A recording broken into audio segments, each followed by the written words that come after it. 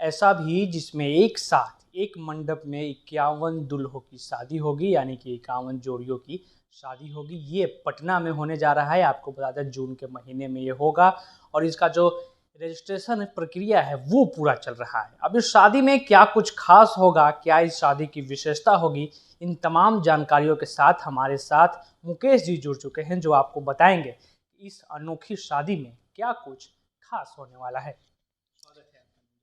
देखिए, सबसे बड़ी बात है कि पूरा शहर, पूरा बिहार और पूरे देश के लोग इस इंटरेस्टिंग शादी का गवाह बनने का प्रयास करते हैं। ऑनलाइन हम लोग इनको जोड़ते हैं, लोग यूट्यूब और फेसबुक के माध्यम से लोग इस कार्यक्रम का हिस्सा बनते हैं।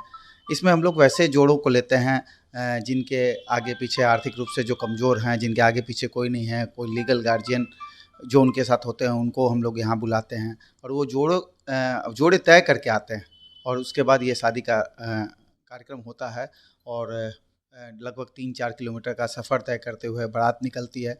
पूरा शहर, मतलब ऊपर से फूल और शरबत वगैरह, रास्ते भर लोग अपने अपने घर के आगे लोग फूल बरसाते हैं। दूल्हे के ऊपर जो 51 घोड़ों पे दूल्हा होता है, मतलब ऐसा एक माहौल होता है। पूरा शहर एक्सेप्ट करता है, पूरा शहर गर्व करता है जैसे उनके घर के बच्चे की शादी हो रही है। और इस प्यार को इस बार भी संजोने का एक प्रयास है। 3 साल के कोविड काल के बाद फिर से हम लोग उसी उत्साह के साथ समाज के सहयोग से इस बार फिर से ये कार्यक्रम समाज को समर्पित करने जा रहे हैं, रविवार 25 जून को पटना में। क्या कुछ प्रोसेस होता है जिससे जुड़ने का? अगर कोई शादी करना चाहता है तो आप तक कैसे पहुंचेगा? कब तक रजिस्ट्रेशन की आखिरी तिथि है और क्या कुछ पूरा प्रोसेस? देखिए, आपको 2-3 नंबर आपके स्क्रॉल में आ जाएगा। आप उस नंबर पर संपर्क करके हम लोगों से निःशुल्क फॉर्म ले सकते हैं। जिस लड़की की उम्र 18 साल से ऊपर है और जो लड़के की उम्र 21 साल से ऊपर है, वो अपना उम्र प्रमाण पत्र दिखाकर यहाँ से फॉर्म ले सकते हैं। फॉर्म लेने के बाद हम लोग 15 मई से 25 मई के बीच में उन लोगों को 2-2 गार्जियन के साथ, अपने लीगल जो गार्जियन उनके होंगे उनके साथ पटना बुलाते हैं। और एक थोड़ा सा औपचारिकता है, हम लोग एक एफिडेविट करवाते हैं कि दोनों परिवार की रजामंदी से दोनों बच्चे शादी कर रहे हैं। और ये सब फॉर्मेलिटीज़ पूरा करने के बाद शगुन का सामान हम उन लोग को मई में ही दे देंगे, ताकि उनको ये कंफर्म हो जाए कि उनकी शादी हो रही है। 25 जून को फिर हम उन लोग को सुबह हम लोग बुलाते हैं। महाराणा प्रताप भवन है आर्य कुमार रोड में, वहाँ उनको आमंत्रित करते हैं। वो वहाँ आते हैं और शादी के दिन का जो विधि विधान है वो महाराणा प्रताप भवन में होता है। उससे पहले का, शादी से पहले के जो विधि विधान है वो लोग अपने घर पे करते हैं। कहीं भी किसी लेवल पे कोई भी चार्ज इनके लिए नहीं है। सब कुछ समाज के सहयोग से ये कार्यक्रम समाहित होता है। उनको कुछ गिफ्ट वगैरह भी आप देते हैं शादी के बाद? देखिए, अभी तक समाज ने जो चीज़ दिया है, अभी तक जो हम लोग पिछले 13 सालों में 10 शादियों के संस्करण में हम लोगों ने जो दिया है अभी तक, उसमें लगभग साइकिल, एक काम के लिए जाने के लिए साइकिल होता है वर के पास। वधू के लिए हम लोग सिलाई मशीन देते हैं।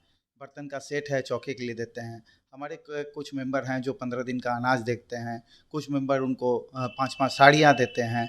तो जो लोग मिल के जो सामान दे सकता है अपनी स्वेच्छा से, अपने आशीर्वाद स्वरूप जितने लोग देते हैं, सब लोग अपने अपने तरफ से 51 मंडप में इन दूल्हों को भरपूर रूप से आशीर्वाद देने का प्रयास करते हैं, जिसके माध्यम से ये कार्यक्रम सफलतापूर्वक तय करके यहाँ तक पहुँच रहा है।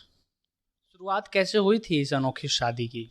देखिए, 2009 में माँ वैष्णो देवी सेवा समिति की शुरुआत हुई थी। हम लोग 3 दोस्त कहीं बैठे हुए थे और हम लोगों ने डिसाइड किया था कि हम लोग कोई सेवा कार्य शुरू करने वाले हैं।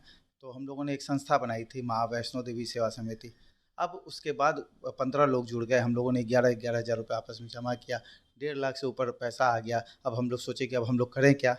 उसी समय यहाँ के एक लोकल अखबार में एक खबर छपी थी कि एक साथ 16 शादियाँ राजा पाकड़ वैशाली में कैंसिल हो गई।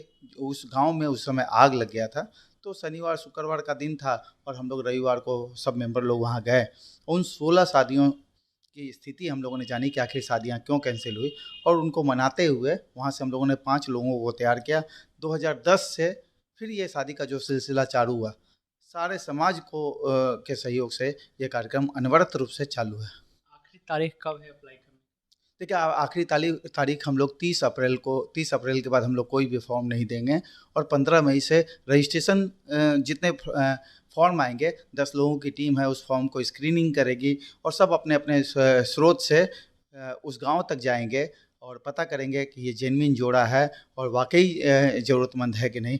ये सारी तहकीकात करने के बाद 15 से 25 मई के बीच में इनको पटना आमंत्रित करके हम लोग इनके जो कुछ लीगल फॉर्मेलिटीज़ है उसको पूरा करके इस कार्यक्रम को आगे बढ़ाएंगे।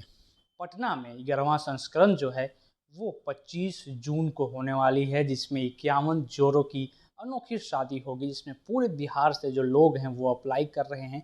30 अप्रैल जो है अप्लाई करने का आखिरी डेट है। उसके बाद जो पूरा प्रोसेस है वो शुरू हो जाएगा और इस पूरे प्रोसेस में जो आर्थिक रूप से कमज़ोर जोड़े होंगे उनकी शादी जो है वो ये सेवा समिति जो है वो करवाती है।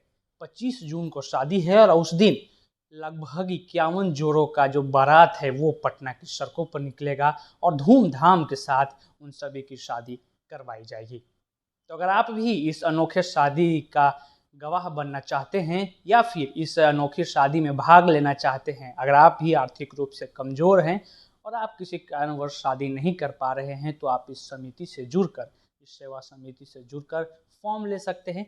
मोबाइल नंबर और तमाम जो जानकारी है वो आपको नीचे डिस्क्रिप्शन बॉक्स में देखने को मिल जाएगा। तो पटना से न्यूज़ 18 के लिए सच्चिदानंद की ये रिपोर्ट।